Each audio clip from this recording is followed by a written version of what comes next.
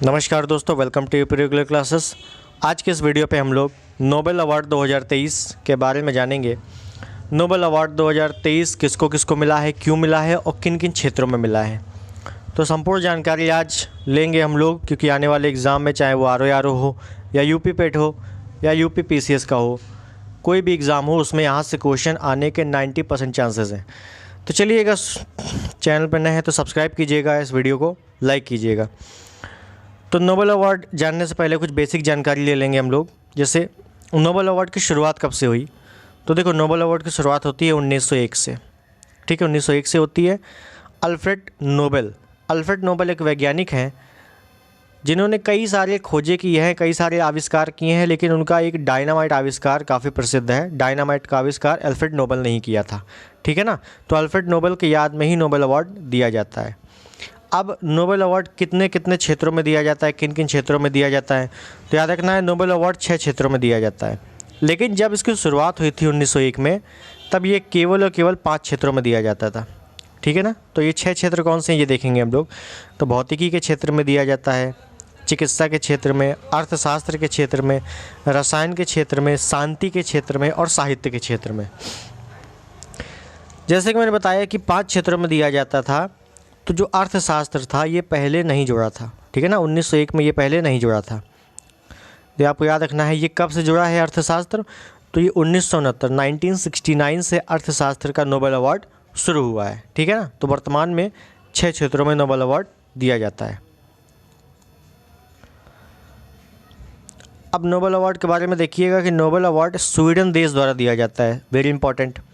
ठीक है ना, जो 6 नोबेल अवार्ड है उनमें से 5 नोबेल अवार्ड स्वीडन देश द्वारा दिए जाते हैं, और जो केवल शांति का नोबेल अवार्ड है, केवल जो शांति का नोबेल अवार्ड है, वो नॉर्वे देश द्वारा दिया जाता है। ठीक है ना, नॉर्वे स्वीडन हालांकि बिल्कुल बगल में ही है, यूरोप के देश हैं।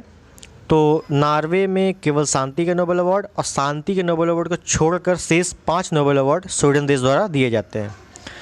रेड क्रॉस एक संस्था है, यहाँ से क्वेश्चन अक्सर एग्ज़ाम में पूछ लिया जाता है कि रेड क्रॉस संस्था है, इसको 3 बार शांति का नोबेल मिला है। ऐसे पूछेगा क्वेश्चन कि एकमात्र संस्था जिसे 3 बार शांति का नोबेल मिल चुका है, तो वो कौन सी संस्था है? Red cross. कब कब मिला है? तो 1917 में, 1944 में और 1963 में। अब शांति का है तो कौन देगा? तो नॉर्वे देश द्वारा मिला है इसको, रेड क्रॉस को। अब भारत के परिप्रेक्ष्य में अगर देखें तो कुछ प्रमुख नाम है, तो एक टेबल है, इसको आपको याद रखना है कि पहले भारतीय हैं रविंद्रनाथ टैगोर। तो रविंद्रनाथ टैगोर को किस क्षेत्र में मिला है? साहित्य के क्षेत्र में मिला है। कब मिला है? 1913 में मिला है। और किस लिए मिला है? तो साहित्य के क्षेत्र में इनकी गीतांजलि पुस्तक थी, उसके क्षेत्र में इनको साहित्य का नोबेल मिला है। पहले भारतीय हैं रविंद्रनाथ टैगोर जिनको नोबेल अवार्ड मिला है। ठीक है ना, 1913 में, यह आपको याद रखना है। डॉक्टर सी वी रमन है, इनको भौतिकी के क्षेत्र में मिला है 1930 में। तो रमन प्रभाव के परिप्रेक्ष्य में, रमन प्रभाव के कारण इनको भौतिकी में नोबेल अवार्ड मिला है। मदर टेरेसा को शांति के क्षेत्र में 1979 में मिला है। उसके बाद अमर्त्य सेन को अर्थशास्त्र में मिला है 1998 में।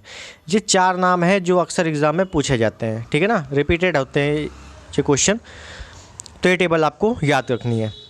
तो आगे देखते हैं, अब करंट का देख लेते हैं। नोबेल अवार्ड 2023, यहाँ से क्वेश्चन आपके बनेंगे एग्ज़ाम में। तो देखिएगा, चिकित्सा के क्षेत्र में या मेडिकल के क्षेत्र में नोबेल अवार्ड 2023 निम्न में किसे मिला है? फैटलिन, कारिको, डू विस्मैन, ए और बी दोनों, या इनमें से कोई नहीं? तो आपको याद रखना है फैटलिन, कारिको और डी विस्मैन, इन दोनों को मिला है चिकित्सा के क्षेत्र में। ठीक है ना, ये नाम थोड़े से अटपटे तो हैं ही, लेकिन आपको याद रखने पड़ेंगे। तो सी इज़ द राइट आंसर। अब किस लिए मिला है? चिकित्सा, मेडिसिन के क्षेत्र में मिला है। तो mRNA वैक्सीन, इन्होंने mRNA वैक्सीन की खोज की थी। ये जब कोरोना काल था उसी के समय इन्होंने रिसर्च की थी mRNA वैक्सीन की, तो उसी के क्षेत्र में इनको 2023 का नोबेल मिला है। ठीक है ना, आप नाम याद रखना है, फैटलिन, कारिको और डू विस्मैन। आगे देखते हैं, रसायन के क्षेत्र में नोबेल अवार्ड 2023 निम्न में किसे मिला है? माउंगी, बावेंडी, लुइस ब्रूस या एलेक्सी एकिमोव? तो याद रखना है, ये तीनों को मिला है सभी। Option D is the right answer. ये फ़ोटो आप देख सकते हो, इन तीनों को नाम क्या है, माउंगी बावेंडी, लुइस ब्रूस, एलेक्सी एकिमोव, इन तीनों को रसायन के क्षेत्र में नोबेल अवार्ड मिला है 2023 का। क्यों मिला है वो भी देख लेते हैं। तो देखिएगा कि क्वांटम डॉट्स की खोज एवं संश्लेषण के लिए इनको नोबेल मिला है, ठीक है ना, रसायन के क्षेत्र में। तो आपको ज़्यादा डीपली नहीं जाना है, केवल आपको नाम याद रखने हैं कि क्वांटम डॉट्स के लिए किसको मिला है, तो इन तीनों को मिला है, ठीक है। नेक्स्ट देखेंगे, भौतिकी के क्षेत्र में नोबेल अवार्ड 2023 निम्न में किसे मिला। तो भौतिकी के क्षेत्र में देखेंगे तो पियरे अगस्तिनी, फेरेंस क्रॉन्स, एनी होलियर, यह सभी, तो याद रखना है इन तीनों को मिला है। रसायन के क्षेत्र में भी 3 लोग हैं और भौतिकी के क्षेत्र में भी 3 लोग हैं, ठीक है। पियरे अगस्तिनी, फेरेंज क्रॉन्च, एनी होलियर, इन तीनों को मिला है। अब किस लिए मिला है वो भी देख लेते हैं। तो पदार्थ में इलेक्ट्रॉन गतिशीलता के अध्ययन के लिए, याद रखना पदार्थों में इलेक्ट्रॉन गतिशीलता, जो इलेक्ट्रॉन गमन करते हैं, उसमें इन्होंने अध्ययन किया था, तो उसी के लिए इनको अवार्ड मिला है भौतिकी के क्षेत्र में, ठीक है। नेक्स्ट देखेंगे, शांति के क्षेत्र में नोबेल अवार्ड 2023 निम्न में किसे मिला। नरगिस मोहम्मदी, जॉन फासे, लुइस ब्रूस या क्लाउडिया। तो बहुत अच्छे से याद रखना है कि शांति के क्षेत्र में नरगिस मोहम्मदी को मिला है, ठीक है। ये एक ईरानी महिला है, ठीक है, याद रखना है ईरानी महिला है। ये फ़ोटो बनी हुई है और 2015 से, बहुत इंपॉर्टेंट पॉइंट है कि 2015 से ये जेल में है, 2015 से जेल में है। नरगिस मोहम्मदी ईरान की है। क्यों मिला इनको, तो ईरान में महिलाओं के उत्पीड़न के खिलाफ उनकी लड़ाई और सभी के लिए मानवाधिकार और स्वतंत्रता को बढ़ावा देने के लिए। अब चूँकि ईरान में महिलाओं का उत्पीड़न अधिक हो रहा है, तो इन्होंने महिलाओं के उत्पीड़न के लिए या उत्पीड़न के खिलाफ आवाज़ उठाई, विरोध किया। इसकी वजह से इनको 2015 से ये जेल में डाल दिया गया। तो शांति के क्षेत्र में इनको नोबेल मिला हुआ है, ठीक है। नाम याद रखना है नरगिस मोहम्मदी। और इस टाइप के जो महिलाओं के नाम होते हैं वो ज़्यादातर एग्ज़ाम में पूछे जाते हैं, तो आपको बिल्कुल ये याद रखना है। आगे देखेंगे, साहित्य के क्षेत्र में नोबेल अवार्ड 2023 निम्न में किसे मिला। जॉन फासे, नरगिस मोहम्मदी, क्लाउडिया या लुई ब्रूस। तो जॉन फासे, ऑप्शन ए, ठीक है, जॉन फासे को मिला है साहित्य के क्षेत्र में।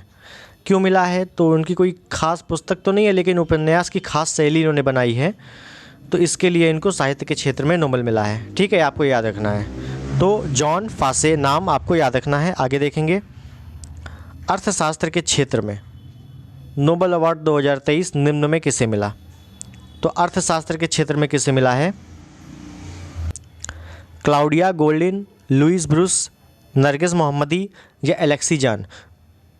तो आपको याद रखना है कि अर्थशास्त्र के क्षेत्र में क्लाउडिया गोल्डिन, ठीक है, option A is the right answer. Claudia Goldin को मिला है, ये फ़ोटो आप देख सकते हैं।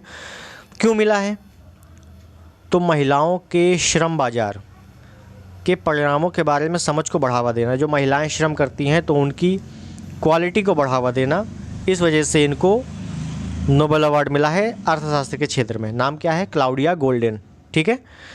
तो ये आपके 6 के 6 क्षेत्र कंप्लीट होते हैं, एक ही वीडियो में आपको मिल चुके हैं।